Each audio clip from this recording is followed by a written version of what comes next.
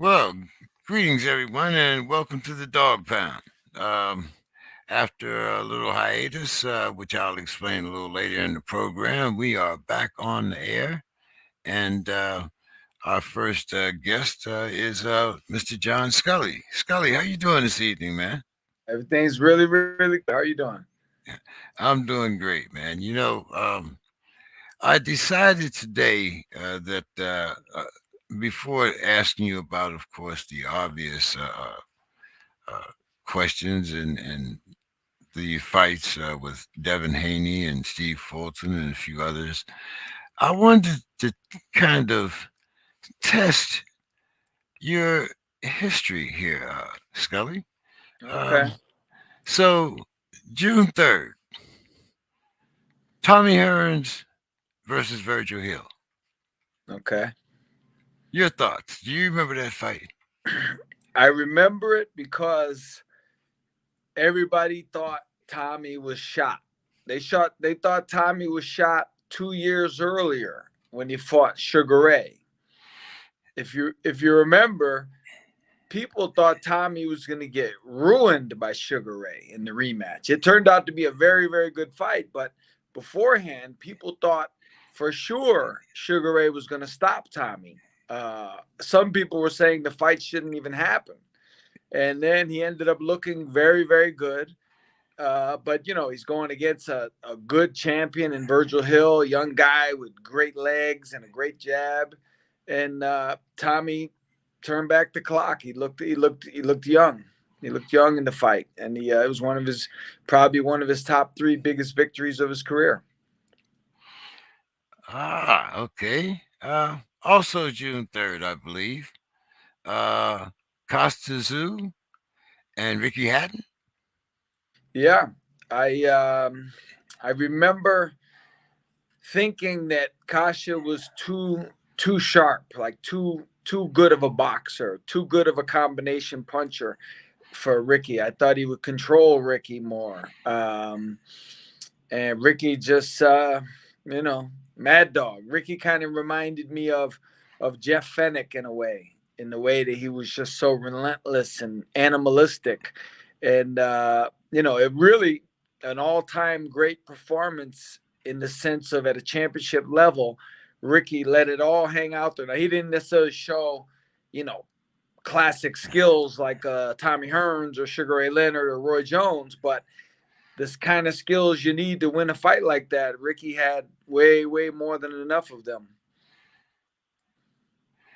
Ah, yeah. It's when you look back on some of the fights that happened within the month of June, and some of the great fights. What was one of your favorite fights from the month of June in any particular year? So, I always remember June 16, 1983. I was 15 years old, and I was one of the few to pick Roberto Duran to beat Davey Moore. Uh, I was 15 years old, 1983, and Duran, put on a display, one of the all-time great savage performances. He proved what a well-rounded fighter he was that night in New York. You had Sugar Ray Leonard against Duran, which actually took place about 2 miles from where I am right this very moment. I was just there yesterday at the stadium where Leonard lost to Duran in 1980, June, I believe it was June 20th, 1980. So that was one of the good ones. And there's been others. I think, matter of fact, which was the other one? There what about Tyson and Pinkman Thomas?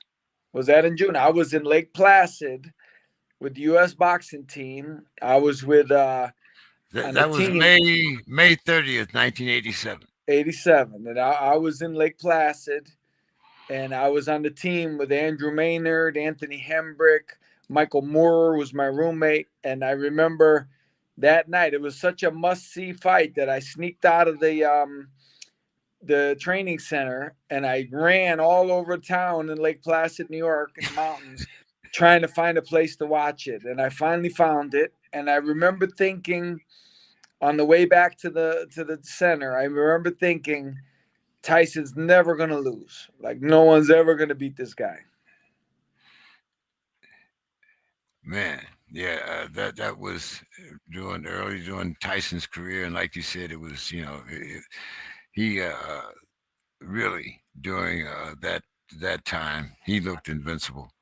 Yeah. Um, we also saw this week, as a matter of fact, last night, a great fight between Inoki and Nonito Donaire. Donito Donaire did get stopped, but what do you, uh, when you think of Nonito, what do you think of most, John?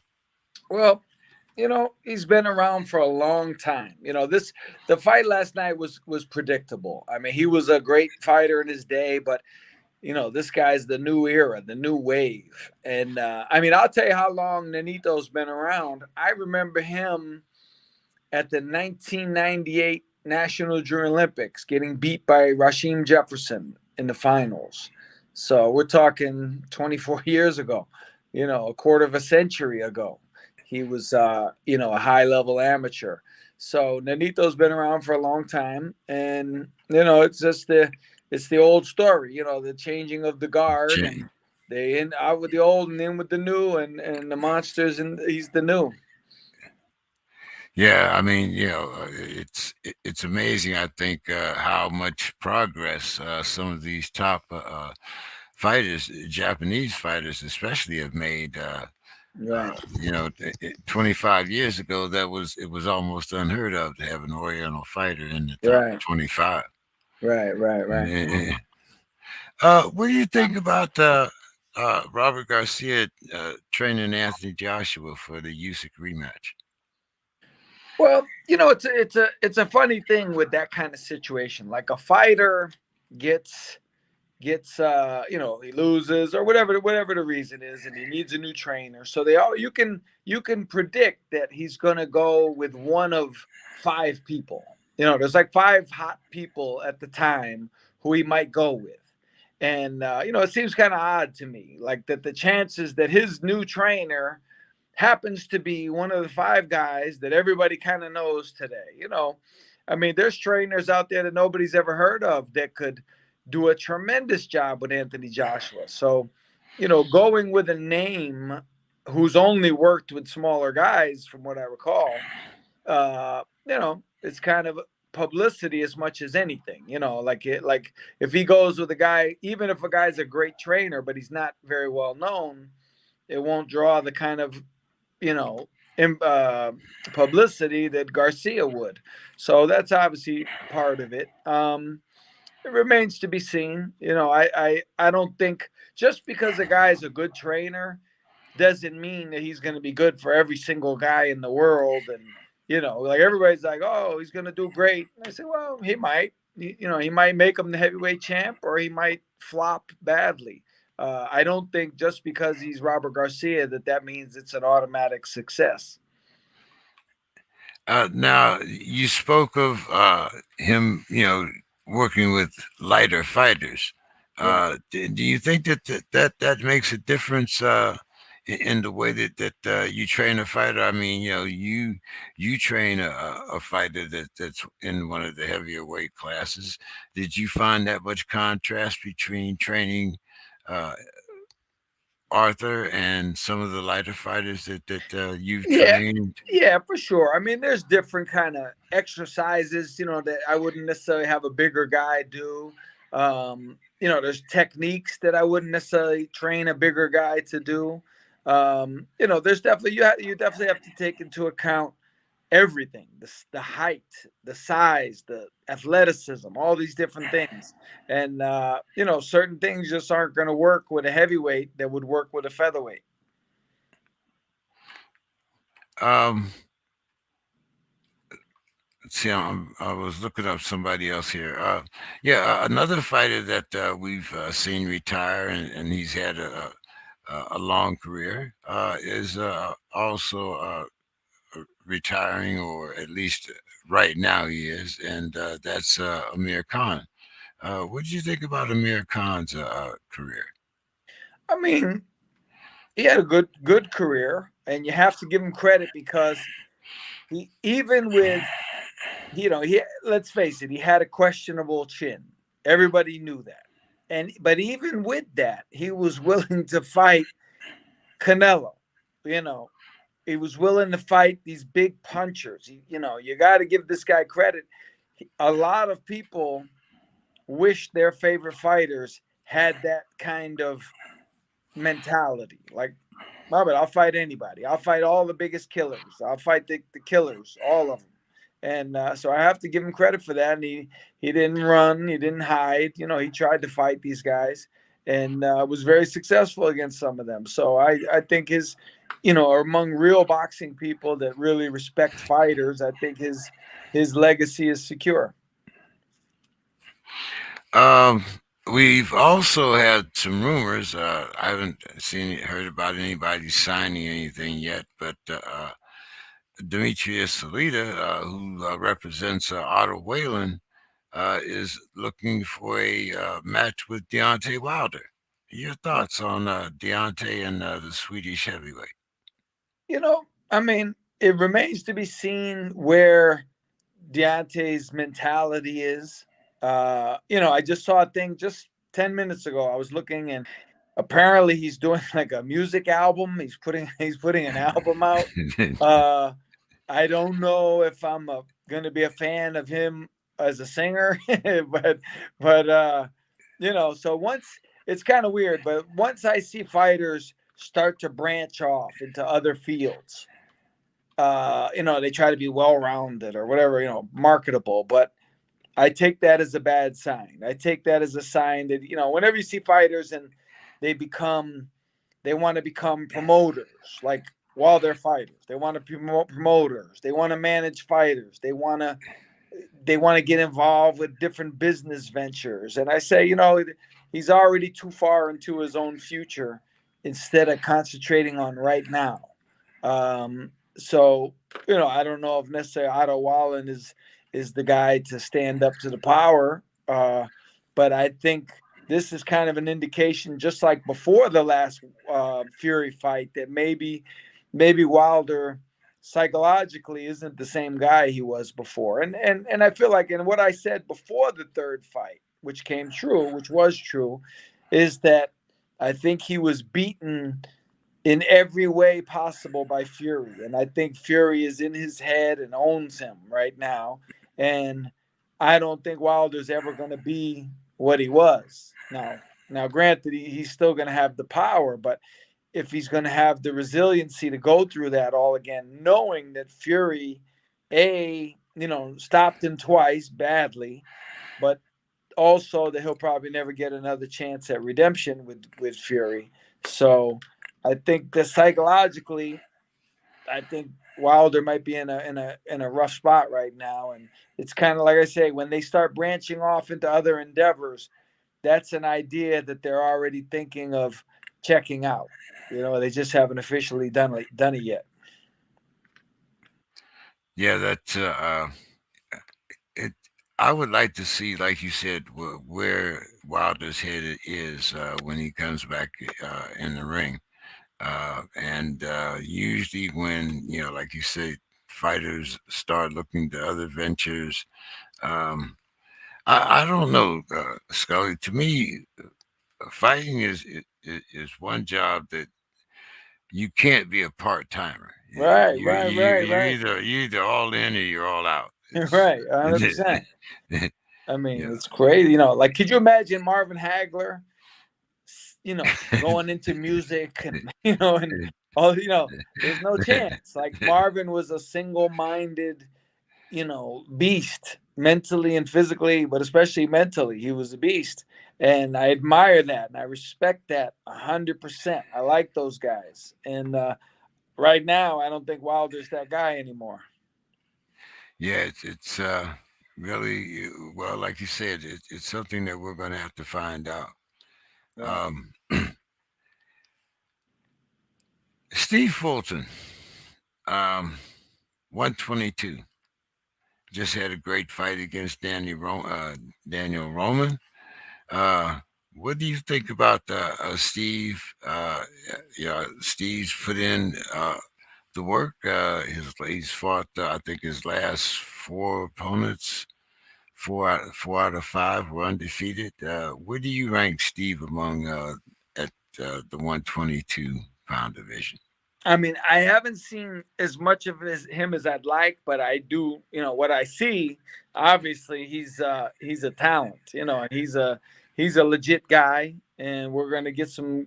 I think a year from now, I'll see more. I think we're gonna see him where people are really going to be talking about him. Like he's gonna get a few more fights, and I think people are going to really start to notice this guy. He's the next one of the next smaller weight guys that's going to make a name for himself. Do you think that it's his lack of knockout power, or he only has eight knockouts? Right. But I mean, do you think that that's the reason why people don't recognize exactly how good he is? Part of it. I mean, I think boxing fans, for the most part, most boxing fans, like when you watch a fight, a big fight, and it gets a million pay-per-view buys, a great number of those people are not diehard boxing fans. They're watching the big fight because it's kind of the thing to do, And the average boxing fan, casual boxing fan, is more interested in power. Like if I tell them I have a guy you've never seen before, but he's 23-0 with 22 knockouts, and nobody's been more than 3 rounds with him, automatically they're going to want to see him. Now, if I tell you I have a great kid, he's 25-0 with 6 knockouts, they're not going to care. No matter how good of a boxer he is, they're not going to care. Knockouts sell, they draw attention, and that's just the way the world is. So I think it's going to take a while to appreciate his skills because the power is not his forte. Yeah. Speaking of power and forte, Tank Davis, Yeah, his fight was Rolly. Canine called this fight and a few others, and some people had Rolly actually winning this fight, or at least the fight being even going right, into the sixth round. Some people had Rolly ahead. Some people had Tank more or less fighting for his title. Uh, but I'm wondering, do you think that, you know, Tank admitted that Rolly had power, but do you think that we're seeing a new style of Tank, maybe a more mature style rather than him rushing in, right, but recognizing that hey, some of these other guys hit hard too, right. or do you think it was just his particular way of being prepared for Rolly?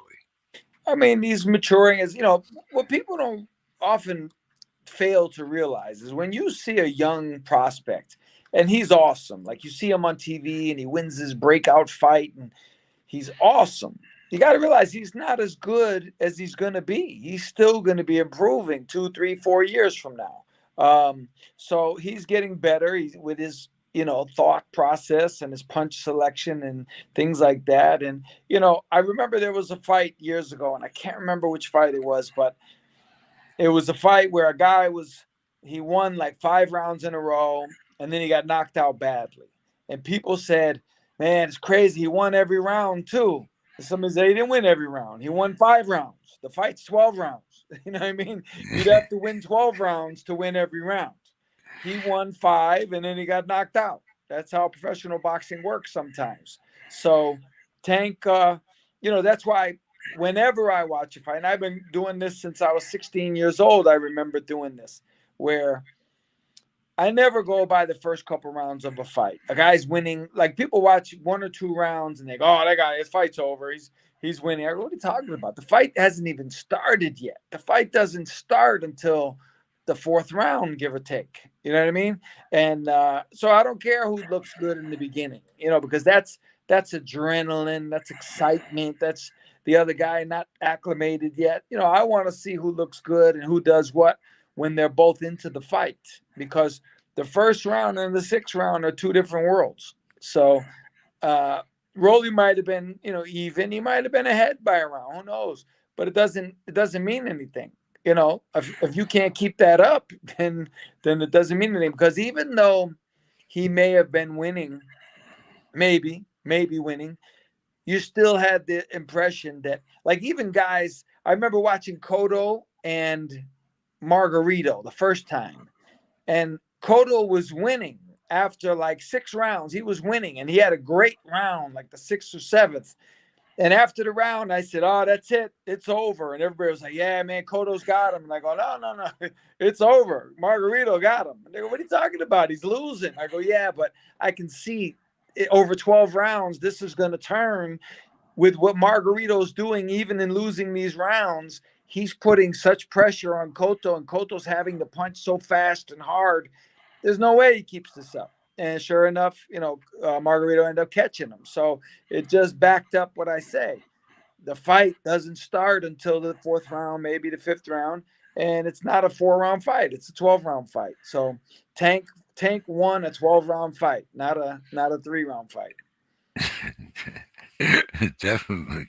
Um, Devin Haney Yeah, um, looked very good, and but Devin Haney fought Devin Haney's fight. right, Uh, he boxed, he moved. A lot of people might say he ran, but he ran into a championship. right. So, what is your uh, assessment of Devin Haney so far? Well, he fought the way he had to win. He did a smart thing, and he can say what he wants, but if he was going to stand there and try and go toe to toe and everything, obviously he knew it was going to be a different kind of fight. Maybe he still could have won, but it was going to be a different kind of fight. He fought, and I was telling some of the guys in the gym. We were together watching the fight, and I said, it's a good lesson for you guys. And I'll say, when I was coming up, when I was coming up, I was more of a boxer. I was on my toes, like I could make guys miss, and I was very good at it. And I remember one day sparring in the gym, and my manager, who only got with me as a pro, he wasn't involved with me as an amateur. And I remember him. I outboxed this kid one day in the gym, and I was so happy. I thought I was very impressive, and I was on my toes and everything. And I never forget the advice he gave me, the demand he gave me. He told me, "Don't do that. You're not going to be Willie Pep. You've got to get to impress people, to impress TV people. You've got to get inside, and you got to work, and you got to bang." And I was so disillusioned because I thought I looked great. I thought the name of the game is hit and don't be hit, but he wanted me to change my style to impress TV executives and things like that. And that was the worst advice I ever received in my career. Like, so in relation to people saying that Devin is boring, you may say he's boring, but he didn't lose. You know what I mean? Like, it was very obvious who won. And at the end of the day, I'd rather be the guy who clearly won. And that's what Devin did. Yeah, most definitely. But now we do have some other competition there. What do you think about Ryan Garcia? Um, I like him. He I think he's better than a lot of people think, and he's not as good as a lot of other people think. He's somewhere in the middle. I think he's if he got more exposure, I think he's good for the game. I think he's got good power, and I think he's going to get better. He's young. He's going to get better, and I think if he was to be good enough to beat these guys, I think he would be good for boxing. He would his personality, his looks. He's kind of the whole package. Um, I think he needs maybe a little bit more seasoning, but I think he's going to be a major player with those guys. He's going to be right there in the mix in that weight class. Hmm. Well, hey John, as always, man, it's good having you on the show. What do you have going on, man? You Uh, usually have some reunions or some things going on up there. What's happening? Well, I'm in camp right now with Better Bayev. We're getting ready to go to New York next week for the Joe Smith fight. So that's taking precedence, obviously. Um, but I'm looking into doing a few different things this year. Maybe in California in October at some point. I might go out there for maybe do a reunion out there or Las Vegas, and You just coming back? You coming back to L.A.? I would like to. Yes, I would definitely like to. Yeah, Yeah, I was at the last one that yeah, you yeah. had in LA. Yeah, it's always good to see some of the guys. You had Michael Nunn there. You had Yeah. the Buddy young kid, McGirt. the young kid that from the Olympics was All right. there. Yeah, yeah. Buddy Yeah, McGirt was there. Yeah, yeah. you planning coming back to LA in Yeah, October? I'm definitely looking into it. Definitely looking at the possibilities. Yes.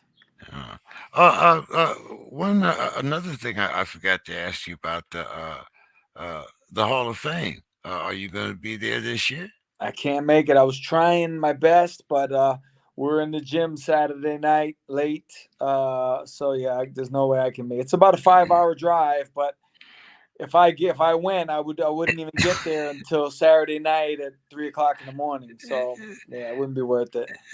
Uh, I know. Andre gets inducted this year. Oh, and Roy Jones and James Toney. Yeah.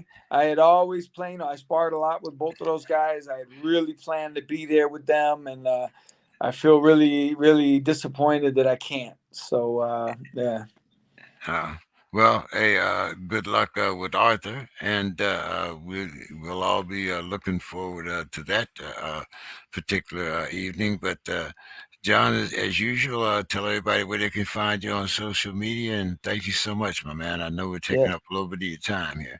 Thank you, thank you. Yes, always on Instagram and Twitter. I think it's Iceman John Scully on Twitter and Instagram, and on Facebook it's Iceman John Scully, and also John the Iceman Scully. Always lots of good boxing talk, as you know, and I encourage anyone find me on any three of those platforms, and we can chop it up on boxing for sure, Scully, when's the book coming out? man. I mean, I don't even know. I don't even want to. I don't even want to guess anymore. I mean, I'll let you know. I got to get a signed copy, Yeah, man. for sure. 100%. 100%. For sure. For sure. Thank you so much, man. You have a great training camp, and we look forward to seeing the fruit of your labors this weekend. Yes, sir. Thank you. I appreciate it. I'll see you next time. All right, man. You have a good night. Yes, sir. uh, yeah, that was Scully. Always have a great time talking with Scully. Uh, I know. Let's see. Spider Moose, how you doing, man? It's been a while since we've been back. I see K9 dropped a few notes off on the side here. We did kind of uh, decide, kind of at the last minute, that we were going to have a show tonight. As I said, I'll talk about that a little bit later. Spider Moose says that Jonathan Banks might be too close to Sugar Hill in Fury for him to be a trainer for Anthony Joshua. But what up, Spider? Um, and that's a good uh, a thought. I'd never thought about that, but then again, when you think about Robert Garcia training Anthony Joshua, that's uh, as Sally said, is are we training a name, uh, or are we going after someone that's actually going to make you better? Um, you know, how do you translate the years of working with smaller, lighter, faster fighters, and then uh, having to cross over more or less to fighting someone uh, like Anthony Joshua, or at least trying to figure out a defense against a guy like Usyk. So that should be very interesting to see what happens with. Hmm, let's see what happened. Art should be here in a moment. Um, there he is. There's Mister. How you doing tonight, Brad? Good, brother. How you feeling, Jane? Oh man, I'm doing a Yeah. little bit better, man. Things have been a little out of sorts for the last couple of weeks, but everything is doing all right. I just got finished talking with John Scully, and we were talking about his fight this week. He's been training Benavidez, and they have a big fight coming up in New York. What's your thoughts on Benavidez? You know what? I can't hear you that well. Can you hear me okay? Yeah, I can hear you. Okay. You asked me about my thoughts on I heard Benavidez. Benavidez, the light heavyweight. Yeah, just you mean my thoughts on him as a fighter? Yes, sir. He's the truth. I think you know, we're gonna see what isn't he super middleweight? No, not that Benavidez. I'm talking the light heavyweight. He's fighting Joe Smith Oh, you mean the this week. brother? The Canadian. His brother? No, the Canadian, the light heavyweight that's trained Oh, by Better John. be. Yeah, that's Oh trained yeah, by Artur. Scully. Yes, sir.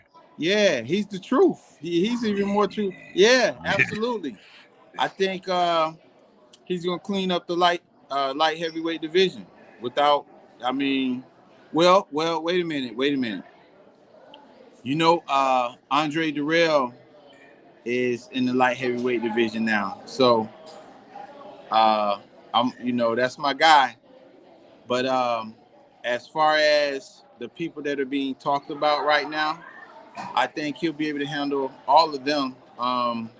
But Darrell is probably the one that's, the only one that will be able to handle him. I want to take you back in history here for a minute, Art. Okay. Uh, May 24th, the Phantom Punch. You might have been a young man. You might not even been here. You might not even been on the planet yet. But the Phantom Punch, Muhammad Hey Ali James, against. Yes. um, I got to get to a quieter place. I need to, Okay. if you could, because I definitely want to hear you, and I apologize, but I didn't know. I just had a whole thing happen here all of a All right. sudden. All right. Okay. So Okay. can you Well, give me just 2 seconds? sure. Go ahead. Do what you have Okay. to do. All right. Cool. I'm gonna just jump off for 2 seconds. All right. Man, I don't know, but I gotta go somewhere. Are you gonna go back to the car? Yeah. Can you just grab anything that I need? Because I gotta go and talk to my man, Jane.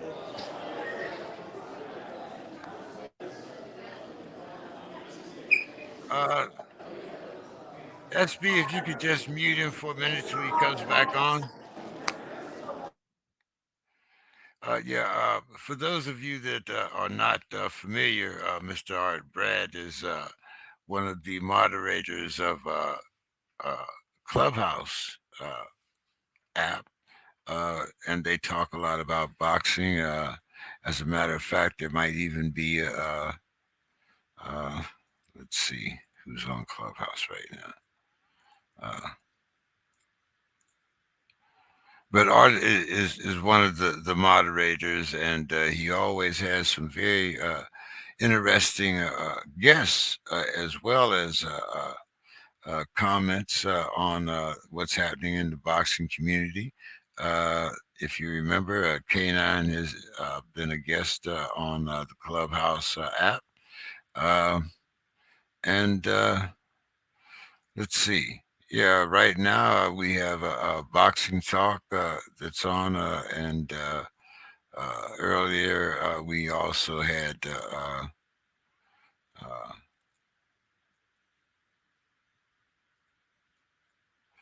Uh, okay, let's see. Uh, Okay, James. I it, think it, I'm doing a little bit better now, man. I apologize. I'm just doing some traveling, and I was down in the lobby, and then all these people jumped in. So uh, yeah, where you at? I'm moving around Florida still. You know, yeah. I'm in the Oh, up near Jacksonville. is it an Yeah. event? Are you at an event? I'm sorry. Say that again. Are you at an event? Well, no, actually, well, um, there is an event happening here, but it wasn't planned at all. It looks like I kind of, fell into an event. But no, I'm just it's just some business stuff that I'm taking care of. I Yeah, was some boxing business stuff.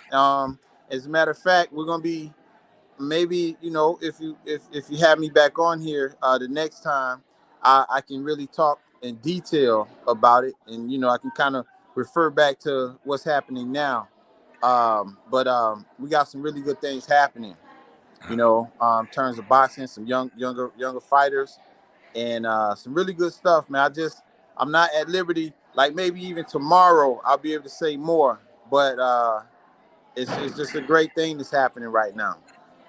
well. I was telling people about your Clubhouse app. Uh, Yes. you want to talk a little bit about that before we get into some of the matches? Yeah, sure. So we're on. We do a show. It's a conversation series with Art Brad. It's called Speaks. With Art Brad conversation series, and we're moving right along, man. We just completed episode 83 today. Tomorrow we're gonna have Action Douglas on. Antoine Douglas. He's got some interesting things to talk about. We need to keep our eye on him because it looks like he may be possibly getting back into the ring. So we're gonna find out tomorrow. We'll ask him and see what he says and see what we can find out. But the show is great, man. We've been we've had a lot of Hall of Famers on there, a lot of legends, a lot of multi-time champions. K9's been on there. It's a great show. As a matter of fact, we definitely probably want to have him back. I want to get you on there as well because what we try to do is focus on everybody that's in the boxing game, people that are covering boxing, just people that are really pushing the sport and keeping things moving in the right direction. Now, you also the last time I looked, you were talking about the Devin Alexander Chop Chop Corley matchup. Uh, how's that been going? I see you had a press conference. What, just Friday? Yeah, so the event is for the Unity Day in LA, and Chop Chop and Devin are gonna get them on. They keep telling me it's an exhibition. I don't believe them because I watch both of their careers and I know what they do when they get in the ring. I was just telling Chop Chop this the other night, last night, as a matter of fact. I said, man, listen, I already know what's gonna happen when you all get in the ring. It's gonna be some fireworks because I don't think y'all are gonna be able to hold back. But I think it's for a good cause. It's about the legacy of Harriet Tubman. So I don't know if you've been to that event before in LA, but from what I understand, I've never been, but from what I understand, it's a good event. Also on the undercard is Israel Mercado, who was on the show today, and we had a really good time with him. A lot of insight. We got to know him a little better. He's going to be matched up against Sean Garcia, who is Ryan Garcia's younger brother. So that's going to be a really interesting, situation as well. So we get a little glimpse of the future, and a little glimpse of the past. Now, what date is this event and where is it? Um, it's on July the 4th, and it's in Pomona. I'm not exactly sure where at, but if you just probably Google it, everybody that's listening, they'll be able to find it because it's out there pretty heavy, pretty heavy. And it's Harriet Tubman Day in L.A. I'm sorry. Can you say that once more? Harriet Tubman Day in L.A.? Yeah, it's happening in LA, and it's called Unity Day in LA. Okay. Uh, yeah, that's not too far off. And July 4th. Yep. I know that like you said, you can't indulge a lot of information, but uh, I know that you were signing a couple of young fighters, uh, Yes. setting up a few shows. Is there any insight you can give us into that? I know the last time it was kind of under wraps, and you didn't want to talk too much about it. Are you still Yeah. in the Well, works with that? we're just we're getting through some of the details, some of the paperwork, and I'm really excited. We got a couple more things to close up, but once we do, we're gonna. And trust me, once we get it all locked in, I'm gonna have the biggest horn about these guys. Uh, but I just I gotta follow protocol, and that's just what it is right now. But it's coming. We're gonna I'm gonna talk loud and strong about it when it's happening, because we're gonna see when it's completed, right? We want to make sure that when they come into the game, I mean, they're already in the game. They've been in, doing things for a while. But when they hit this type of scene, we want to make sure that all eyes are on us, because we're gonna be coming. We're gonna be coming. We're not gonna hold it back. I don't care about reputation and all of that stuff. These guys are gonna be ready. They work hard, and they're gonna make a big impact on the sport of boxing. That part I can tell you. All right. Well, we look forward to hearing uh, the news as it progresses. Um, Art, what did you think about Anthony Joshua being trained by Robert Garcia for this fight? Um, I don't know. It's kind of it's interesting, right? I just kind of have to see the results, see what's happening, what happens.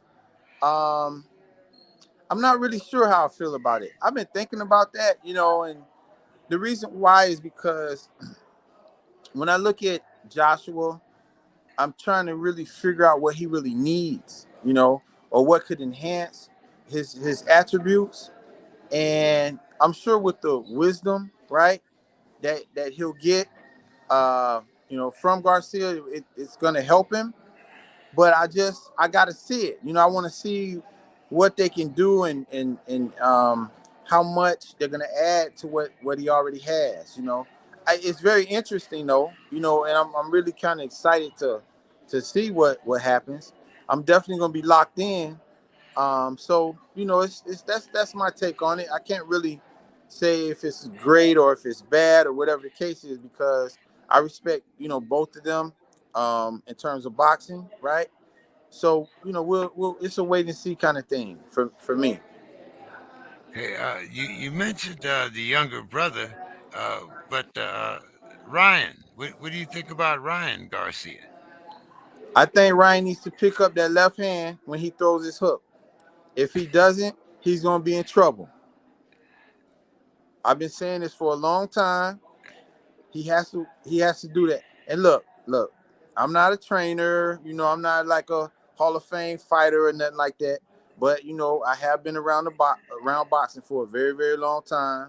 I've got family that has boxed. I've been in the ring myself.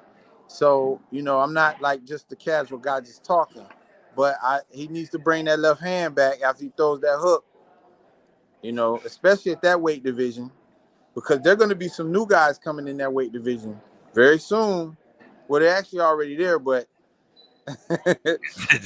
that'd be a good idea for him to do.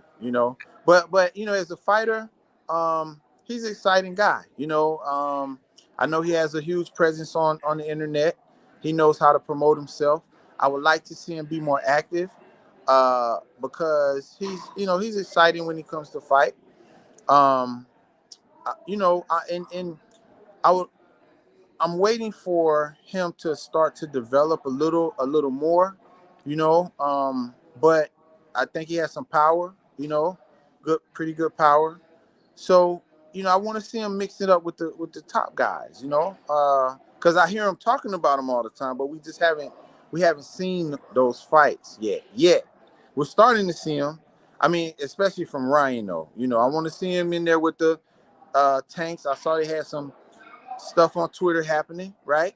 And then Devin Haney. I think you and I talked about uh the Cambosis fight, Cambosis and Haney, what needed to happen, what was going to happen, and Devin did his thing like a true champion is supposed to, like that champion who's headed for greatness should do. Some people criticize certain things, but he looks superb to me, man. I definitely like to see him, continue to do what he's doing. So, Ryan, I want to see him up in that echelon and see how he does there. You spoke about Devin, and evidently you watched the fight. What did you think about the game plan? I mean, uh, were people all of a sudden thinking that Devin Haney was going to stand there and trade punch for punch? I mean, he did what he was supposed to do to win the fight, and it was an obvious win. Uh, I personally, I don't want to see a rematch, but what's your views on that? Well, the reality of it is this: what we're seeing now out of Devin Alexander is we've gotten back to boxing. You mean You Devin know, Haney? I'm sorry, Devin Haney. I'm sorry. Yeah, Devin Haney. We've gotten back to boxing now, right? This just straight in and out stuff. I mean, that it is what it is. But w- when I watch him fight, I see a young man that is thinking in the ring, and I'm gonna go back to the football adage, right? You run it until they stop it. So he put the jab out there, and it never got stopped. And he was able to take away some of the attributes that Cambosis had, and that's what the game is all about. It's about boxing. It's not about slugging. It's not like a slugfest. It's not MMA. It's about boxing. It's about hit, not get hit, and you outscore your opponent, and that's what he did. I thought it was brilliant. I thought it was superb. Speaking of boxing, Steve Fulton, your thoughts? Wait, say that again. I'm sorry. Steve Fulton. Oh, Well, cool speaking of boy. boxing, I mean, here's a Yeah, guy. I mean, yeah. you know, He's the truth. I think one of the reasons that I asked Scully the same thing is, people look at the fact that he only has 8 knockouts. Well, knockouts sell, but this man is a superb boxer. He's the truth. And this is why I love it, right? Because I feel like the sport of boxing is actually getting back to boxing now. You know, I know we get spoiled with knockouts and like Deontay Wilder. I mean, it was tremendous, what he does in the ring. I mean, he knocks his opponents out. We had the Mike Tyson era. We love to see that. But also, you look at a person like a Floyd Mayweather, you see a lot of, boxing skill. And when you're a boxing enthusiast like myself, you want to see boxing. I mean, I take the knockouts too; they're great, but I have a huge respect for a person like Fulton because I think he's a tremendous boxer, man. And I really don't. I see him being around a long time and really, really taking control of that space. So there's some, and I know there's a guy over there in Japan that they keep talking about. So we'll see what happens. If they ever get in share the ring. But he's a tremendous boxer, man. I really enjoy what he does, and I like watching him. Now let's go the other route. Tank and Rolly. What Mm. did you think? A lot of people, were talking about, well, Rolly was ahead at the end of six. Rolly had won 4 rounds. He had won, 5 rounds. Tank was He wasn't his aggressive self. He got hit too many times. But are we seeing a maturity of Tank, knowing that he just is, sometimes you can wait and the guy will come to you. You don't have to always be, that aggressive type Tank. But and he admitted that Rolly had power. So I mean, what was your assessment of that fight? Okay, so now I'm one of those people. Uh, I was impressed with Rolly. I thought he would not go past the first round with Tank, but he did, and he showed some things. However, what we're seeing with Tank, a lot of people view it. And again, I'm not trying to say I'm the all-knowing guy, but it's just Art Brad's perspective. A lot of people view it as, well, Tank's a slow starter. What I see is I see Tank practicing patience. I see patience in Tank. And I see him going in, analyzing what's happening, assessing what's happening, staying out of the way of all the, heavy stuff that's coming at him. But, oh, you made a mistake. I got you. And it's, I mean, we've seen him do it quite a few times now. You know, he did it against Santa Cruz. You know, um, he's done it several times. Pedraza, but so I think we're seeing patience, and that's a underrated uh, element of boxing that I think we need to emphasize more.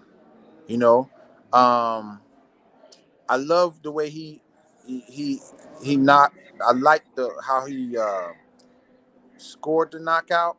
You know, a lot of people don't talk about that check hook. Going out of the back door the way he did it. It was beautiful. I mean, it was beautiful. He backed him up. He let him come in, let him come to him, and then he got him. You know, and if you watch, you can see that he saw it. He saw it a couple times against the Leo in the Leo Santa Cruz fight. He kind of did the same thing when he landed his that uppercut. I saw him throw it a couple times, throw it a couple times. So, I, I like Tank a lot. I know, some of the people around him. I've known for a very long time, and I wish him the best, man. I think that it's gonna really come down to Devin Haney and Tank, and Shakur Stevens, and whoever else is in there. I think we're gonna see them mix it up a couple times, probably some rematches. But it looks like those are the guys that are really starting to separate themselves. So we'll see how this whole thing pans out in the end. We'll see who's going to be the number one guy. Now, we also have set up for next month, July 16th, Ryan Garcia and Javier Fortuna. What's your thoughts on that matchup? That's going to be tough. We're going to see what Ryan is really made of. And I think Fortuna may come out victorious in this fight. Fortuna Fortuna may win this fight. If he's at his best, if he's on point, if he's training, he's working, doing the things that he needs to do. This is a very, very, very dangerous fight for Ryan Garcia, in my opinion. Um, but we have to see. I've been wrong before. Ryan might prove me wrong. If he does, then I'm gonna start watching him a little closer, you know. But and I don't know, really how they're training or whatever the case is. But I'm very interested to see the fight because this could be the fight that you see Ryan, show us some things. And see, the thing is, and I'll say this again, it's easy to beat fighters that you're supposed to win against, right? But what you really, really, really look for is how well that young prospect can bottom fight. What's he gonna do when he gets in a good scuffle? Like Ali used to say, when he was talking about Big George getting ready to fight George. He said he never saw George in a scuffle. So we want to see Ryan Garcia in a good scuffle. We did see him get off the mat. We saw him get up off the floor and then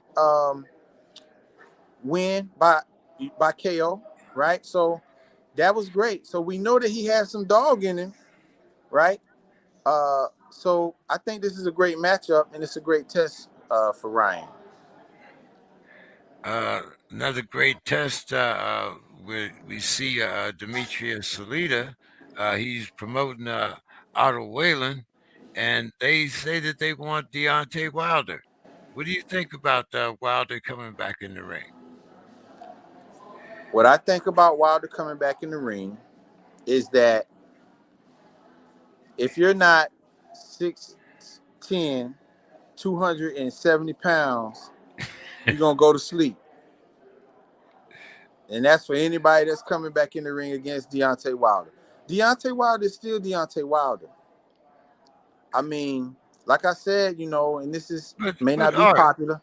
but I mean, he's making rap songs and rap videos, and I mean, I mean, to me, this is a game where you have to focus your attention on.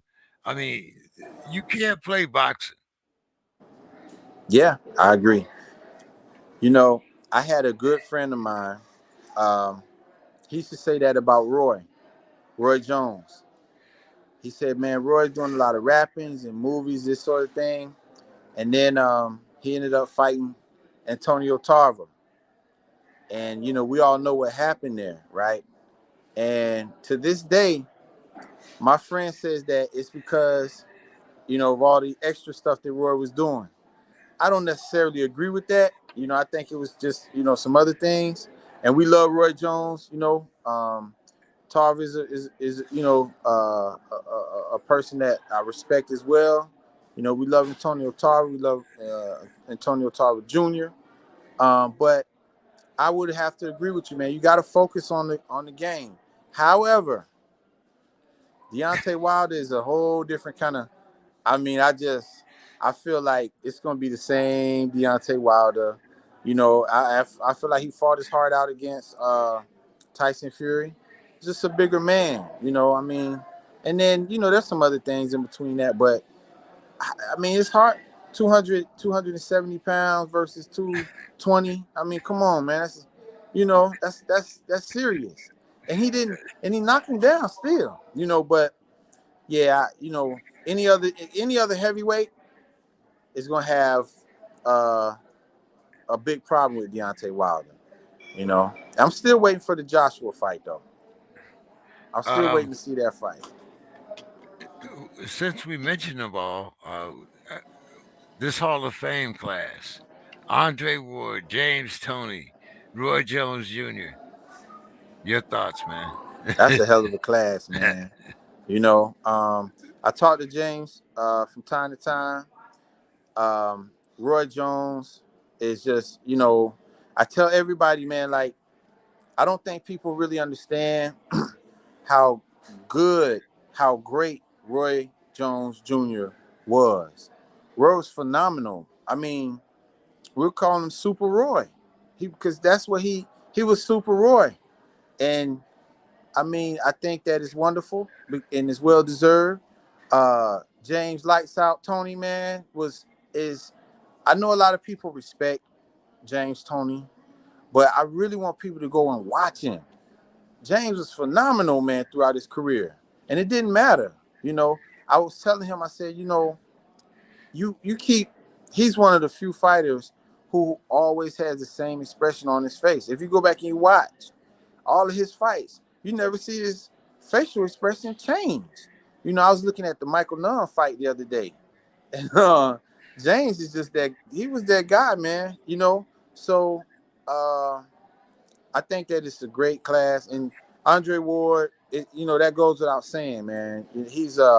I really wish we could have seen him continue to fight, but he made his choice to go sit down, and which is a great thing because you like to see fighters, leave with their faculties intact and everything.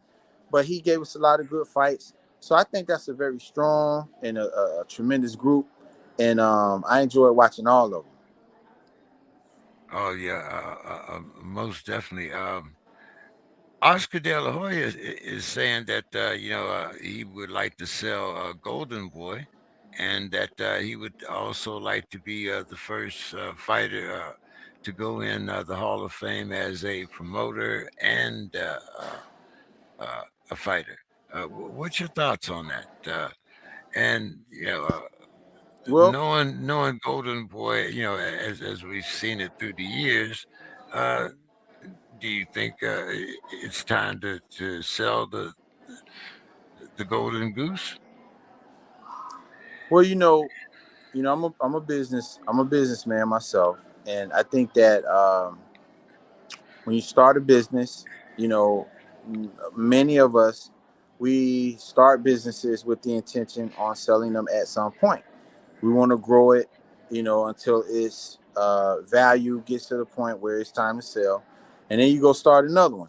That's what most of them do. Now, in his case, I think he'll be a great example for a person to go into the Hall of Fame as a promoter, a fighter, and that sort of thing. And he'll be a good example for people for younger fighters, right, that are looking at being business people. So, that's a good thing. And I mean, if he's to the point where he feels like he wants to sell this, that's what he should do. That's what he should do. He has every right to. He's the person who has been involved with it. He knows what it is. So if that's his thing, that's his thing. I wish him the best for that. Now, I'm going to talk a little more business with you, but I'm going to start it out with Jerron Boots Ennis.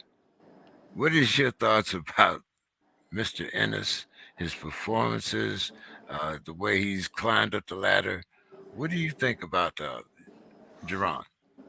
Well, so we've been having these discussions a lot about him in these different groups. I think he deserves a shot. Of course, we gotta see the mega fight first. Boots gonna have to wait his turn for that. But I think, like, after that happens, he deserves a shot. Now, who he fights next, I'm not certain, because there's some names that have popped up. Like Keith Thurman, a few other people, but I don't know how that's gonna shake out. And I'm a big fan of Thurman as well, right? Uh, so I'm not gonna say I'm lobbying for that fight, but I would like to see a real good competitive fight. I want to see him get in there with somebody that's really established, because then he'll prove, who he is. And then also, like, if it is Thurman, Thurman can prove who he actually is. So I think he needs a fight like that, and then whoever wins out of the big mega fight, and I'm talking about Errol Spence and Bud Crawford, whoever wins that, I think Boots should get a shot at him. If he wins his next fight. If it's a big match like that, Okay, now like a Thurman or somebody like that. I'm gonna throw a little controversy your way here now, Okay. since you're a Thurman man. Yeah. Uh, I've changed his name to many time Thurman. I think the one time is over. Yeah. I do admit that he has skills, but are we done with the one time? Yeah. You know what's really interesting though, like on a real serious note, when Thurman had his run, when he was coming along, he was going through some not big name opponents, but there were some tough guys in his lineup, right? And I was watching him, and I was watching his fights, uh, and I said, he's fighting some rough, type fights, plus his style, and I said, I would, if I was, his camp, I would try to give him maybe mix in some easier type fights, because he may run into some injuries, and then that's what happened to him. But it's just funny to hear all the different, time jokes is what I call them, because some of them get real funny, and I've heard him laugh at them too, But we're gonna have to see. I think that those layoffs, He can probably tell you much better than I can if it helped him or hurt him. In my opinion, I think if you're a boxer, you need to be sharp. You need to be in the ring, or you need to be in the gym. You definitely need to be in the gym, and you got to be consistent. Sometimes those layoffs, you're not the same. It takes a while to get back. So we'll see. We'll see if one time comes back, or if it's some other time. I don't know. You know what I'm saying? But I want to see Thurman do well, man. And I think a fight against Boots will give him, if he can beat Boots, right? It'll give him the respect. He'll get his respect back from a victory like that, and people will look at him, especially if he's impressive. And then for Boots, if he beats Thurman, it kind of gives him a notch in his cap as well, because now he's beating an established, former champion, a high level champion, and I think it'd be a good fight for both of those guys. Now, we talk about the big fight, Errol Spence versus Terrence Crawford. But is there a loser in this fight, really? Yes. Yeah, the loser is going to be whoever loses. See, this game is about the champion. People want to rally around the champion. Watch this. The first Tommy Hearns, Ray Leonard fight. Marvin Hagler, Tommy Hearns. Now, if it turns out to be something like that, right, then you're going to be like, okay, these two which, I mean, the expectation is very high of this fight, right? But because we're in a different era with the social media and all of the things that you can hear that go on behind the scenes, in the background, I think if whoever loses this fight is they're going to be second best. And I don't think either one of those guys, they don't fight to be second best. They fight for it all, And I think honestly, if there were not 12 rounds and you put both of them in the ring and no one gets a knockout, they'll fight a million rounds until one of them, just drops or something like that. So that's what I'm looking at here with these guys. Now, a lot of people disagree. Some people are, on one side of it, they say that Spence is going to just, walk through them. And some people say Bud is going to knock Spence out. And I myself have gone back and forth on it for a couple years, just kind of looking at certain fights and looking at different things. But I just come to realize that this is one of those fights I'm going to sit back and watch. I'm fans of both of them. I never met either one of them, never talked to either one of them. But I have seen Spence fight in person a couple times, been to a couple of his fights. So, I think it's going to be a great, great fight. But, yeah, there will be a loser, because this is going to be for it all. And they're always going to be remembered as the guy that won it all and the guy that did not win it all. So that's See, how I see it. see, once again, going back to the business proposition of this fight, if this fight turns out to be what everyone expects it to be, then I'm thinking, especially from Crawford's standpoint, there's going to be a rematch clause in this fight, which, if there is, and we have two winner, a winner of fight number one, and then the opponent wins the next one, then that means that there's going to be a trilogy. So is Boots kind of ass out? No, I think he'll just have to wait his turn if that happens. I mean, this is the game. If he stays in shape, he keeps fighting, because there are other fights out there now. We don't want him to just say, okay, I'm gonna Yeah, wait but for that not fight. but not that kind of money though, Art. Not that kind of money. Not You're that absolutely kind. right about that. That's it. There's other Hey, fights, but yeah, there ain't that kind of money. you're absolutely. But I'm gonna tell you what. If it is a trilogy, and Boots keeps fighting, he keeps winning, he keeps being impressive, then he'll get his big money fight too. So And it's he a couple. might get step aside money. Who knows? Maybe so. Maybe so. Yeah, Maybe so. yeah, But I think that the best thing that he can do really is just let the business work itself out because it will. It usually does. And focus on just getting better every day in the gym. And I know his father is going to keep him, keep him straight. So I'm not really worried about him, man. I know that he's gonna get his shot and he's gonna do well. You know, one of the conversations that I've been hearing a lot is, are they gonna move to 54? So will we see that trilogy that you talked about? Will it all be at 47? Will we see some movement at 54?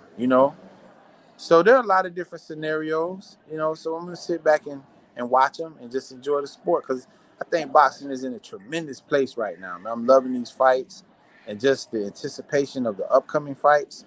It's in a great place. yeah. I definitely have to agree with you, Art. Hey, man, thank you so much for coming in and giving us a little bit of your time and Yes, whatnot. sir. Why don't you tell us about your social media, any events you have coming up? And we appreciate you, man. Looking Look, forward to it. And I promise I will make an appearance. I promise. listen, I want to have you on there. This is I think what you do is extremely significant, very important, and I want to, I'm really on a personal mission to try to unify everybody that's doing this stuff because I see some animosity, floating around, but we have to realize that, there's strength in numbers, and if we can all get on the same page, and think, look at it in a way that, hey, this is how we can advance, boxing, then we're gonna be in a good shape. We're gonna keep the punch by punch boxing room moving. It's a show that we do on the Clubhouse app. So I'd encourage everybody, if you haven't downloaded the app, download the app, go to the Punch by Punch boxing room, and there's a little greenhouse at the top of the page. If you click on that greenhouse, you're gonna see a notification bell, and that notification bell is gonna tell you when we're in the room. So you can be anywhere in the world. That notification bell will go off, and they might just see their favorite fighter speaking to Art Brad in the Punch by Punch boxing room. So we definitely want to do that. And also, you can check the website, punchbypunch.com. There's a lot of stuff up there. We're going to be updating it, periodically. So you can go and see the information that's happening. We got a lot of good things going on right now. And by the next time you and I speak on your show, I might even try to bring some of these guys on that I'm talking about because I want the world to really really see more of them, and it's going to be a treat. Well, you let me know, and hey, I'll book it, Daniel. Absolutely, I'm, you, absolutely. you have a great night, man. Thank you so much. All right, James, you take care, man. Thank you so much, and I definitely appreciate you. Appreciate you guys too, Art. You All have a righty, great night. take care. Uh, Well, um, there are a few things. We've had some great guests tonight, and I appreciate the time that they have given us. Um, but I'm going to kind of explain uh, the reason why uh, I haven't been on the show. And the main reason, of course, had to do with my nephew. Um, Within the last 10 years, I've had two nephews incarcerated or going to be incarcerated for the next decade of their life. My first nephew, a few years ago, um, was sentenced as a juvenile at the age of 16 and was given a juvenile life sentence, if that's what to put it in serious terms. At the age of 16, he was locked up and was not eligible to get out until he turned an adult. So he ended up spending a decade of his young life being incarcerated. And just about everyone that knows this, that has been seeing this program or the program that I have on Monday nights, the political consciousness of West Coast Steeler fan, um, knows that I have talked about my life on the streets. And I've tried to instill the values of turning your life around. But a lot of times we run across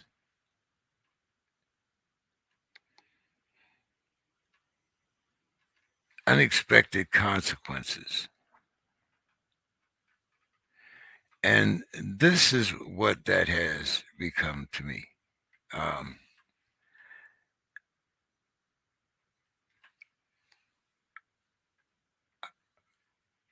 Out of the 75 years that I've been on this earth, I've spent 17 of those years either incarcerated or within the foster system or some other type of penal system. 17 years, almost 2 decades. And I've tried to instill that you have to have tools in order to get along in this life. And those tools include being able to survive and get along within your particular group, neighborhood, or whatever.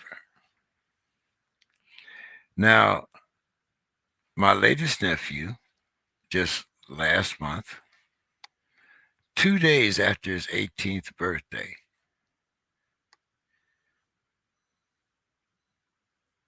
listen to what I'm saying here. 2 years after his 2 days after his 18th birthday,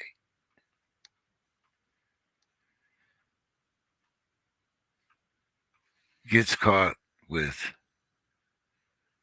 a gun,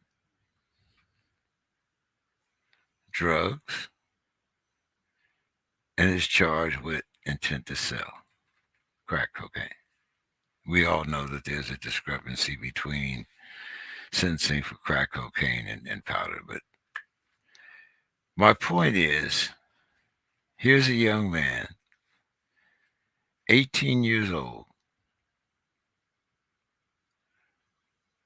without the ability to read, but is caught up in the prison pipeline. Now, being 18, it'll be 3 to 5 years before he even comes before a parole board to answer the gun charge.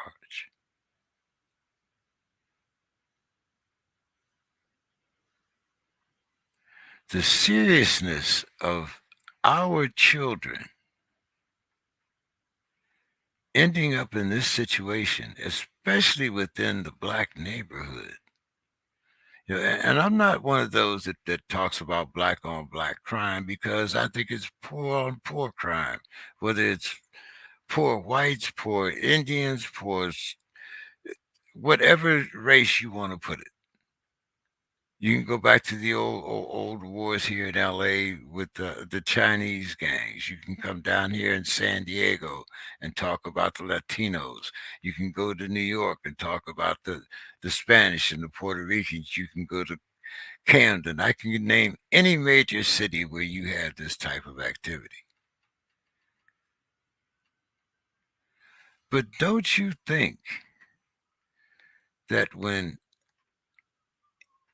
18% of the population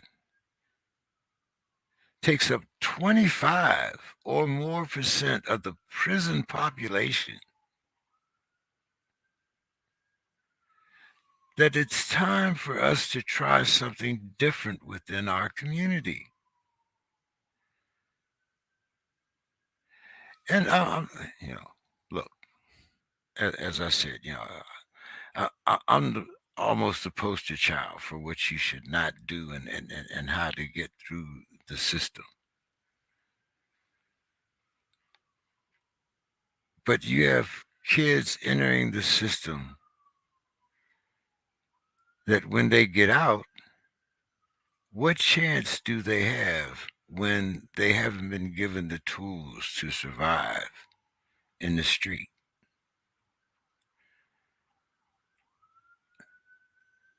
And at sometime during this 2 week hiatus, I felt rather guilty because I felt, maybe I should have given them another call. Maybe I should have tried to intervene in their life more. But then again, I think, are there viable alternatives? What are the viable alternatives? And once you get locked up in that system and you get that number, there are times when that number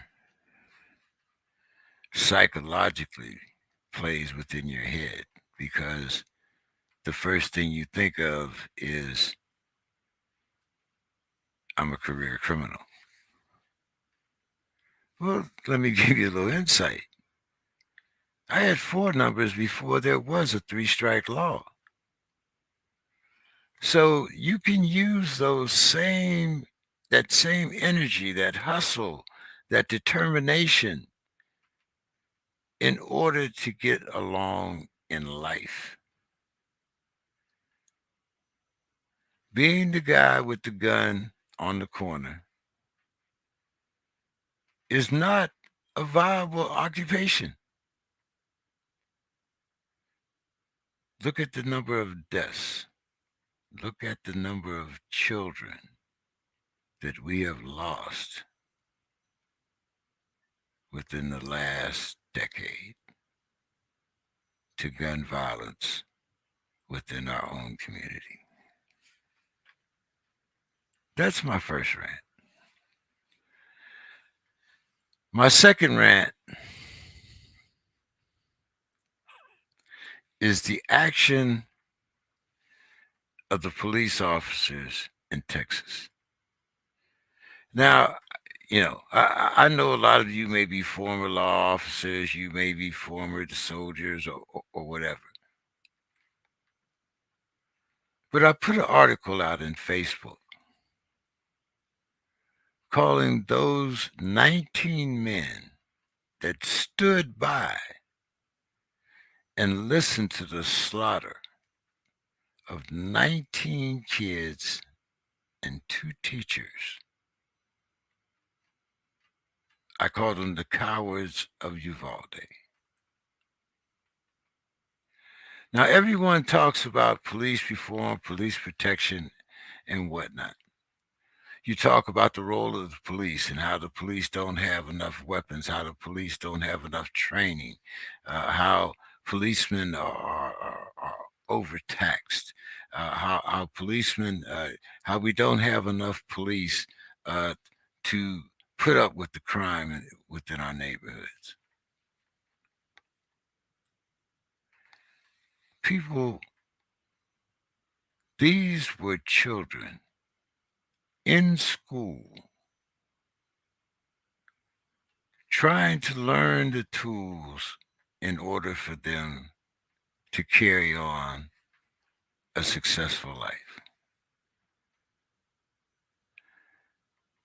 Most of you also know that I'm a Vietnam veteran, and I served with a very elite unit called the 101st Airborne.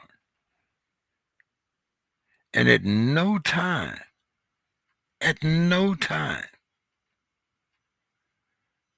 did we wait to go into action. We were trained. When we got there, our job was a little different, but we were trained. We practiced that training on an everyday basis. And this is the job of a SWAT team, Special Weapons and Action Team. That's what SWAT is. If our police are afraid, and this is their words, not mine, we were afraid of dying. People, when you're a part of a team like this, any type of special weapons team, your number one job, number one, is the protection and safety of your citizens. If we cannot trust the police in dangerous situations and they tell you that we were afraid for our lives, people, you need a new police department from the top down. We can no longer, this is not the first situation. The police, the school guard in Florida walked away from his job during the attack. We have one in Texas now.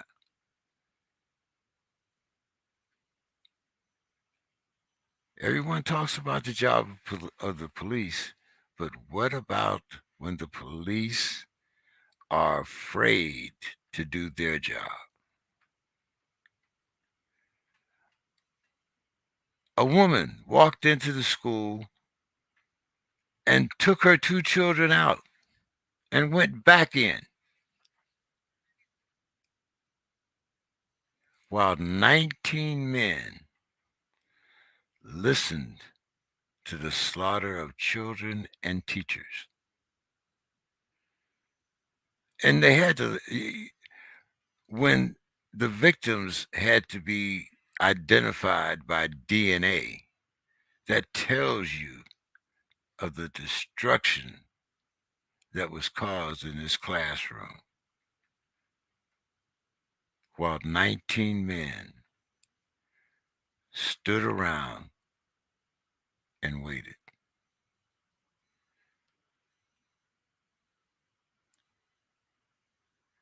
What is the responsibility of law enforcement if not to protect its citizens? It's rant number 2.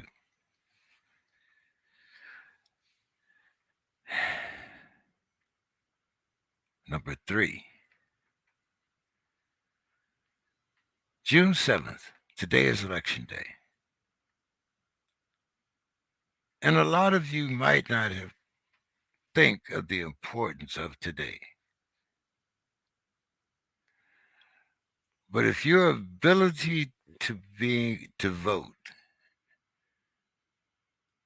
is being challenged, it should show you of the power of your vote. And people, we cannot change things unless we change the people in office. You have people in office that have been there since I first voted, which is almost what, 30, 40 years of continuous service in Congress.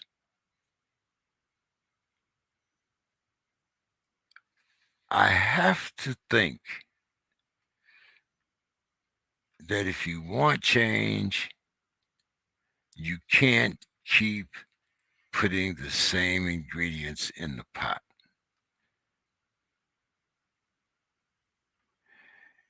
We have seen the rise of white supremacy. We have seen the suppression of the vote. We have seen an increase in the number of our children being put in the prison pipeline. This needs to change.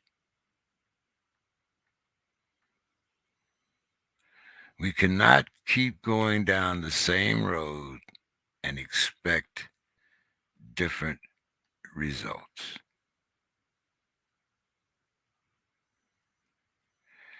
And lastly,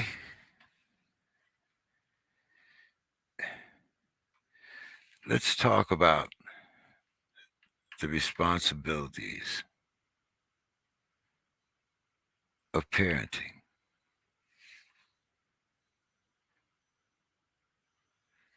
We have to take a different approach as a community. We have to go back to the concept of it takes a village to raise a child. One of the biggest problems that we face today is that a lot of parents are afraid of their children, or or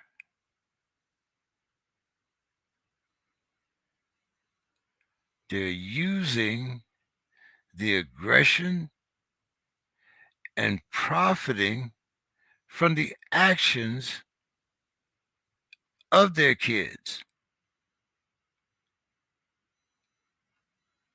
We can't keep leading our kids down this path. You can't say Johnny's a bad boy, but use the money that he has from his dope sales and not have consequences.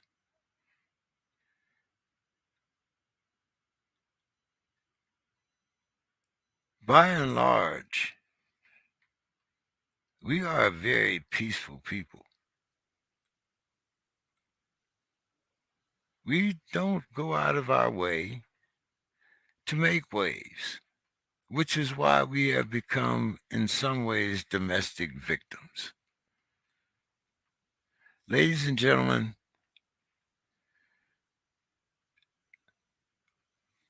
after this show,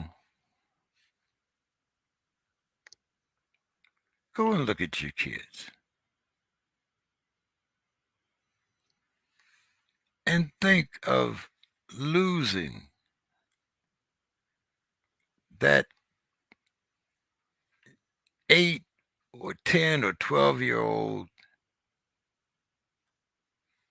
within the next 4 to 5 years to either prison or gun violence.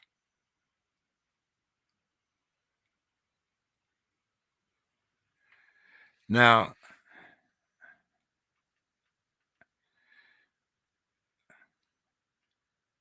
I'm I, I firmly believe in a person's right to bear arms, but I think that there should be certain rules and certain things put in place before you allow that person to obtain a weapon. And I see nothing wrong with a 7-day waiting period, a 3-day waiting period. I see nothing wrong with that. My final rant, and I promise I'll try not to make this a real long rant. One of the questions that I asked in my show yesterday, uh, I was talking about hate. Is it a mental illness or is it a conscious decision? All of these mass shootings that we have seen a young man has left some type of manifesto or some statement talking about his belief. 18-year-olds releasing statements of pure hate and vitriol. 18-year-olds crossing county lines, going and shooting victims, and then being escorted home basically by the police. Church shootings, whether on the way to jail, they let the young man go to McDonald's. So all this talk about guns and mental health, where do you start if not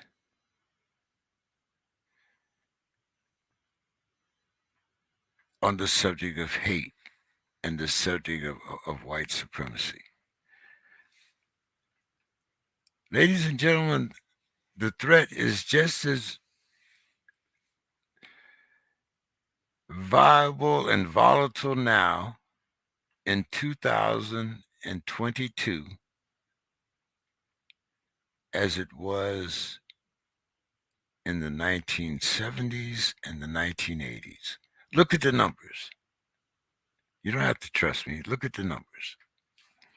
So I'm not going to do a Rodney King thing here of can't we all get along? But I am going to ask that each person try to make at least one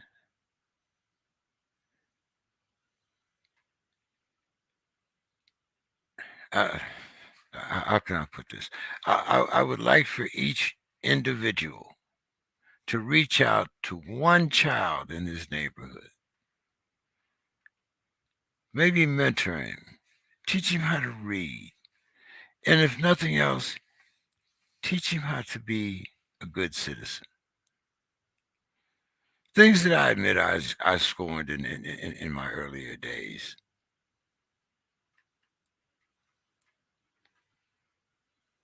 But, ladies and gentlemen, we need to change. And that change starts with every individual. We can't change the whole nation at once, but we can make a difference one by one.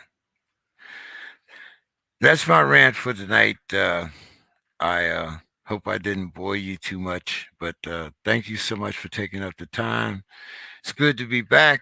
As I said, it was kind of hard to work through some personal issues there when these things hit so close to home. So thank you for letting me into your living rooms tonight. Thank our guest, Mr. Scully and Art Brad.